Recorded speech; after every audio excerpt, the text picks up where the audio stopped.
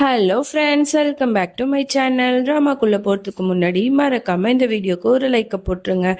சரி, வாங்க ட்ராமாக்குள்ளே போகலாம்.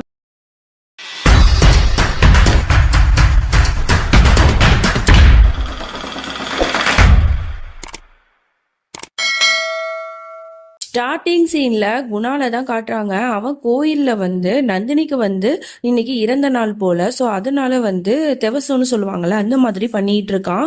ஸோ பக்கத்துல பரி இருக்கா, அப்படியே பூஜை பண்ணிட்டு இருக்கான், சாமிலாம் கும்பிட்டு இருக்கான். அப்ப அதே கோயிலுக்கு தான் நம்மளோட மௌலியும் இஷானை கூட்டிட்டு வரா. அவளுக்கு கல்யாணம் ஆக போகுது இல்ல, அதனால ஒரு சிறப்பான பூஜை பண்ணணுங்கிறதுக்காக தான் அங்க வந்திருப்பான். அப்படி அந்த இடத்துக்கு போகும்போது குணாலும் அங்கதான் இருப்பான். ஆனா அவனை இவ பார்க்க மாட்டா.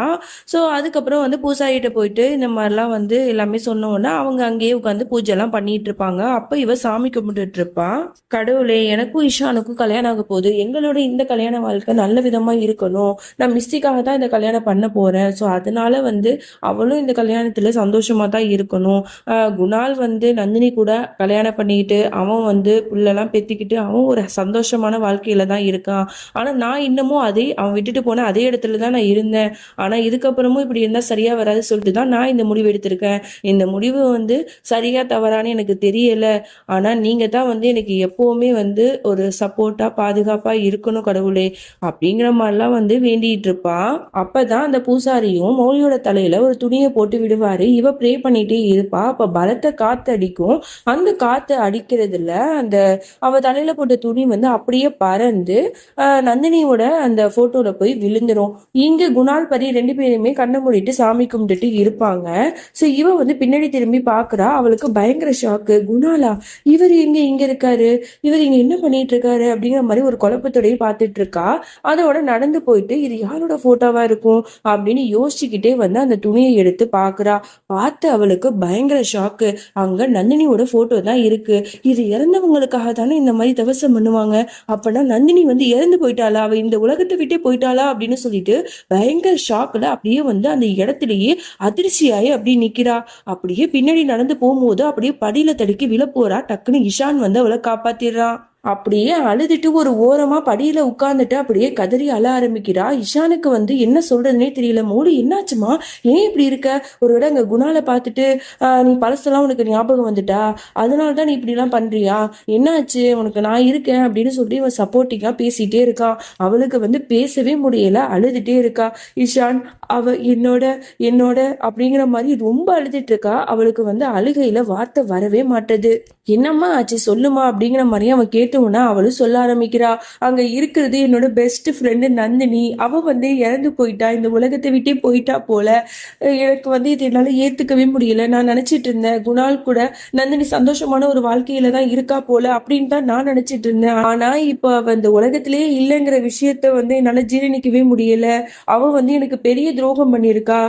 அது உண்மைதான். அதனால அவ மேல நான் ரொம்ப கோபமா இருந்தேன். அதுக்காக அவ இறந்து போகணும் அப்படிங்கிற மாதிரிலாம் நான் நினைச்சு கூட பார்த்தது இல்ல. அவ இந்த மாதிரி போயிட்டாலே, இது கூட எனக்கு தெரியலையே. ஒரு பெஸ்ட் ஃப்ரெண்டா இருந்துட்டு அவளோட இறந்த செய்தி கூட தெரியல.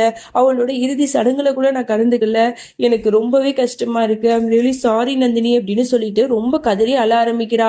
இஷானுக்கு பயங்கர ஷாக்கா இருக்கு. என்ன சொல்ற, அது உன்னோட ஃப்ரெண்டு, அதாவது குணாலோட ஒய்ஃப் நந்தினி அவங்க? ஐயோ, இந்த மாதிரி நடந்துருச்சு, நீ ஒன்றும் கவலைப்படாதம்மா, இல்ல சரியாயிடும், வா வீட்டுக்கு போலாம் அப்படின்னு சொல்லிட்டு அவளை சமாதானப்படுத்தி வீட்டுக்கே கூட்டிட்டு போயிடறான். அங்க போயிட்டு எல்லாத்துலயுமே அவ சொன்ன உடனே அங்க இருக்கிற எல்லாருக்குமே பயங்கர ஷாக்கா இருக்கு. பாட்டியும் சோகமா இருக்காங்க, மாமியாருக்கும் ரொம்பவே சோகமா இருக்காங்க.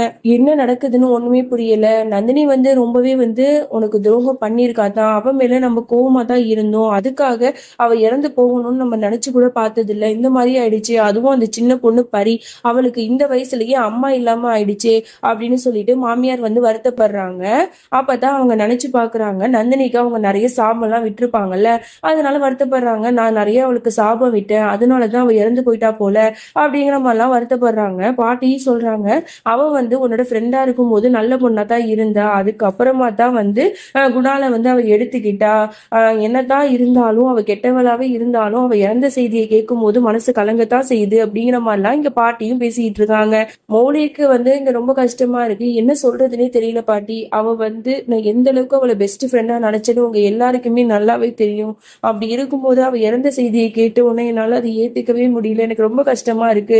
நான் அந்த அளவுக்கு வந்து அவ எனக்கு துரோகம் பண்ணும்போது நான் அதனால பாதிக்கப்பட்டேன். அதனாலயே என்னமோ என்னோட மனசளவுல அவளுக்கு நான் சாப விட்டுருப்பேனா என்னன்னு எனக்கு தெரியல. அதனாலதான் பழிச்சு அவ இப்படி அல்பாயுஸ்ல போய் சேர்ந்துட்டா போல அப்படிங்கிற மாதிரிலாம் எல்லாருமே வருத்தப்பட்டு ஃபீல் பண்ணிட்டு இருக்காங்க. அந்த இடத்துக்கு இஷானும் வரான்.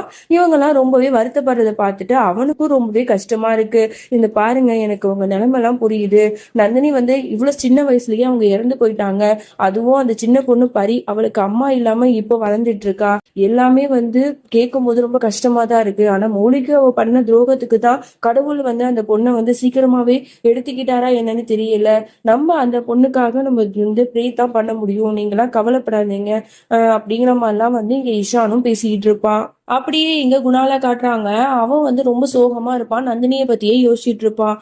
அப்பதான் வந்து பரி கரெக்டா வந்துடுவா. அப்பா சாப்பிடுங்கப்பா, நேரம் ஆயிடுச்சுல அப்படின்னு சொல்லிட்டு அழகா பிளேட்ல சாப்பாடுலாம் போட்டு எடுத்துட்டு வந்துருப்பா போல. அதை பார்த்த உடனே அவனுக்கு ரொம்ப சந்தோஷமாயிடும். நீ உன்னோட அம்மா மாதிரியே இருக்கமா அப்படிங்கிற மாதிரிலாம் சொல்லிட்டு இருப்பான். ஆமா, நான் வந்து அம்மா மாதிரி தான் இருக்கேன். நீங்க வந்து கவலைப்படாதீங்க, சரியா? நீங்க சாப்பிடுங்க, நான் உங்களுக்கு ஊட்டி விடுறேன் அப்படின்னு சொல்லிட்டு ஒரு வாயா வந்து அவனுக்கு ஊட்டி விட்டுட்டு இருக்கா. இது வந்து அம்மாக்கு, இது வந்து எனக்கு, இது வந்து மிஸ்டிக்கு அப்படின்னு சொன்னோன்னே, இது மிஸ்டிக்கா அப்படின்னு அவன் கேட்கிறான். ஆமா அப்படின்னு சொல்லிட்டு அடுத்த வாய் வந்து மௌலி அம்மாக்கு அப்படிங்கிற மாதிரி சொன்னோடனே அவனுக்கு பயங்கரமா ஷாக் ஆகுது. என்ன மௌலியா அப்படிங்கிற மாதிரி கேட்கிறான். ஆமா, மௌலி அம்மா தான், அவங்களும் எனக்கு அம்மா மாதிரி தானே, அதனாலதான் என்னங்கப்பா சாப்பிடுங்க அப்படின்னு சொல்லிட்டு இவ ஊட்டி விட்டுட்டே இருக்கா. இவனும் வந்து சாப்பிட்டுறான். அதோட இவனோட வாயெல்லாம் வந்து அப்படி தொடச்சி விடுறான். ரொம்ப கேரிங்கா இருக்கா இந்த பொண்ணு. இவ இருக்கிறதுனாலதான் குணாலுக்கு வந்து நந்தினியோட இல்லாதது கூட கொஞ்சம் அவனோட சகிச்சுக்க முடியுது போல. இங்க மௌலியை காட்டுறாங்க. அவ சோகமா நின்றுட்டு இருக்கா. உடனே பாட்டி போய் பேசுறாங்க. என்னமா ஆச்சு? எனக்கு தெரியும், நந்தினி வந்து இறந்து போன செய்தி தெரிஞ்சதுக்கு அப்புறம் தான் நீ இப்படி இருக்க. நீ கவலைப்படாத, கடவுள் வந்து எப்போ வந்து யார் உயிரை எடுப்பாரு அப்படின்னு சொல்லிட்டு நமக்கு தெரியாது இல்லையா? நீ அவளுக்காக ப்ரே பண்ணிக்க, அவள் நல்லா இருக்கணும் அப்படின்னு சொல்லிட்டு. அதனால நீ ஒன்றும் கவலைப்படாதம்மா. நீ வந்து எப்பவுமே சந்தோஷமா தான் இருக்கணும். நீ வந்து உன்னோட வாழ்க்கையில நிறைய கஷ்டத்தை அனுபவிச்சுட்ட. இப்பதான் வந்து உனக்கு கல்யாணம் ஆக போகுது. ஸோ நீ வந்து பார்லருக்கு போ, நீ போய் நிறைய ஷாப்பிங் பண்ணு. ஸோ இதெல்லாம் பண்ணு, அப்படிலாம் பண்ணினா உனக்கு வந்து கொஞ்சம் வந்து நீ ரிலாக்ஸாக இருப்ப அப்படிங்கிற மாதிரிலாம் பாட்டி ஐடியா கொடுக்குறாங்க. இவளும் சரி பாட்டி அப்படிங்கிற மாதிரிலாம் சொல்லிட்டு இருக்கா. அப்படியே இங்கே குணால தான் காட்டுறாங்க. காலிங் பெல் அடிக்கிற சவுண்டு கேட்குது. உடனே கதவு வந்து பார்க்குறான். அவனோட அம்மா தான் அங்கே நிற்கிறாங்க. அவங்கள பார்த்த உடனே அவனுக்கு செம்ம சந்தோஷமா இருக்கு. அப்படியே அவங்க கட்டி அவனை அணைச்சிக்கிறாங்க. அதோட உள்ளாக்க கூட்டு போறான். வாங்கம்மா, என்னோட வீட்டுக்கு வாங்க, எவ்வளோ வருஷம் கழிச்சு என்னோட வீட்டுக்கு வந்திருக்கீங்க அப்படின்னு சொல்லிட்டு ரொம்ப சந்தோஷப்படுறான். அப்பதான் வந்து அவங்க வந்து சாரி சொல்றாங்க. சாரிப்பா, என்னை மன்னிச்சிரு அப்படின்னு சொல்றாங்க. என்னம்மா என்னாச்சு, ஏன் சாரி சொல்றீங்க அப்படின்னு கேட்க, ஆமா எனக்கு தெரியும், நந்தினி வந்து உன் கூட இல்லை, அவ இறந்துட்டாங்கிற விஷயமே எனக்கு இப்பதான் தெரியும். எனக்கு வந்து அப்ப அவ்வளவு கோவம் இருந்துச்சு நந்தினி மேல, அதனால நான் அவளுக்கு ஏகப்பட்ட சாபத்தை கொடுத்தேன்.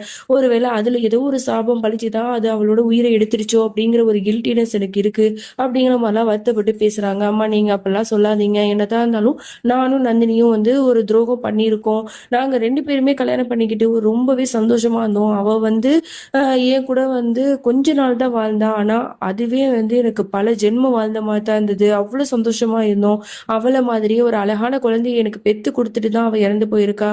இருந்தாலும் அவ இன்னும் கொஞ்ச நாள் என் கூட இருந்தா நல்லா இருந்திருக்கும்னு தான் தோணும். பட் என்ன பண்றது, கடவுள் வந்து அந்த ஒரு விஷயத்த எனக்கு கொடுக்கலையே அப்படிங்கிற மாதிரிலாம் வருத்தப்பட்டு பேசிக்கிட்டு இருக்கான். நீ கவலைப்படாதப்பா, எல்லாம் சரியாயிடும் அப்படின்னு சொல்லிட்டு அவங்களும் வந்து சமாதானப்படுத்திட்டு இருக்காங்க.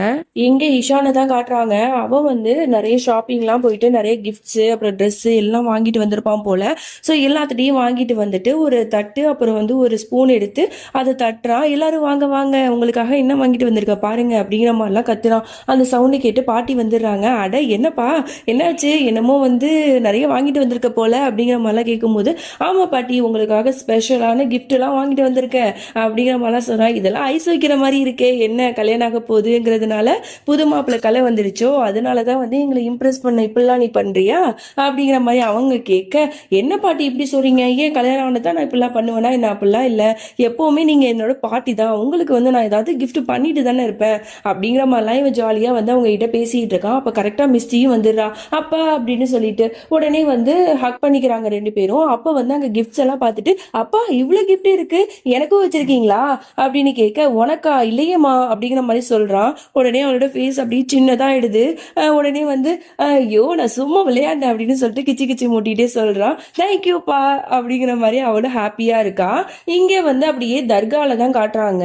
குணால் வந்து அந்த தர்காவுக்கு வந்து மனசு கஷ்டமா இருக்குங்கிறதுக்காக போயிருப்பான். அதே தர்காவுக்கு தான் நம்மளோட மௌலியும் வந்திருப்பா. இங்க வந்து இவங்க 2 பேரும் மனசு விட்டு அப்படியே அழுதுட்டே ப்ரே பண்ணிட்டு இருக்காங்க. அதே சமயம் இங்க இஷான் வந்து மிஸ்ஸிய வந்து கார்ல கூட்டிட்டு வந்துட்டு இருக்கான். அப்ப வந்து அந்த தர்கா கிட்ட கரெக்டா வந்து வந்துருவா போல. இங்க என்ன மௌலியோட கார் இருக்கு, அப்ப மௌலி இங்க வந்திருக்காளா, இந்த விஷயத்த நம்ம கிட்ட அவ சொல்லவே இல்லையே அப்படிங்கிற மாதிரி யோசிச்சுட்டு இருக்கான். மிஸ்ஸி நீங்க ஏறிமா அப்படின்னு சொல்லிட்டு அவன் வெளியில வரான்.